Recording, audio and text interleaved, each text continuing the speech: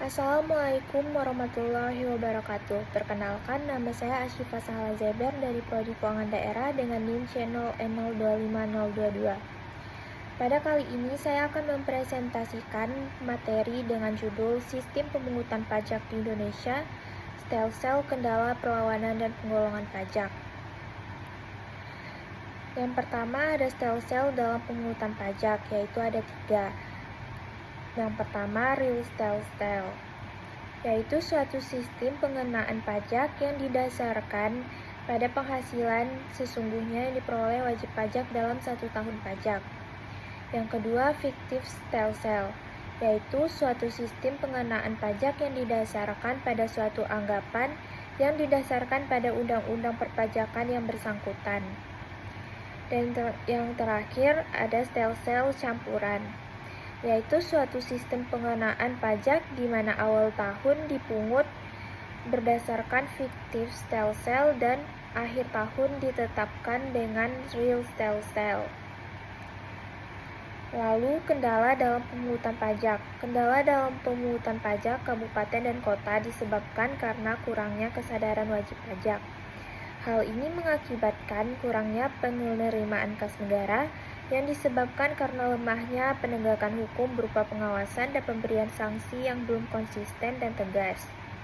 Kurangnya transparansi dalam mengelola dana pajak dan memberikan laporan secara terbuka kepada masyarakat. Lalu ada bentuk perlawanan pajak.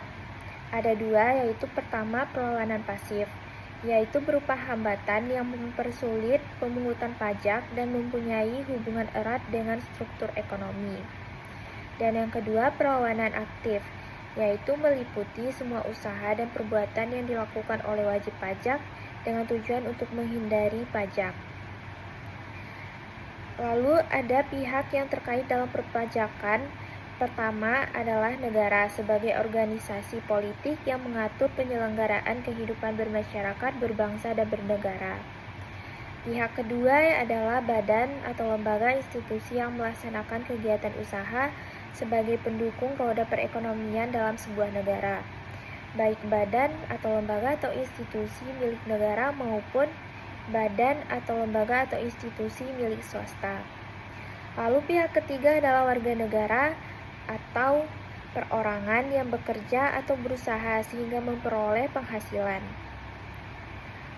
Selanjutnya ada penggolongan pajak.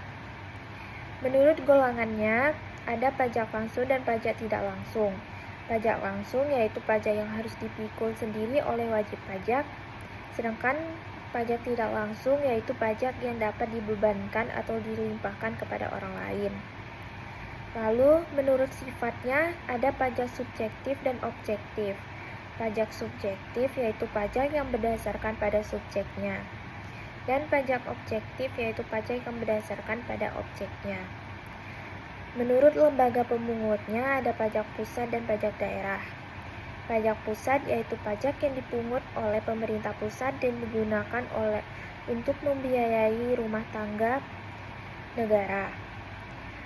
Dan pajak daerah yaitu pajak yang dipungut oleh pemerintah daerah dan digunakan untuk membiayai rumah tangga daerah.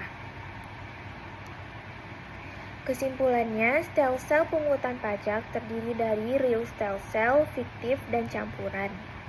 Dalam pelaksanaannya, pemungutan pajak menghadapi berbagai kendala, baik dari faktor internal maupun eksternal.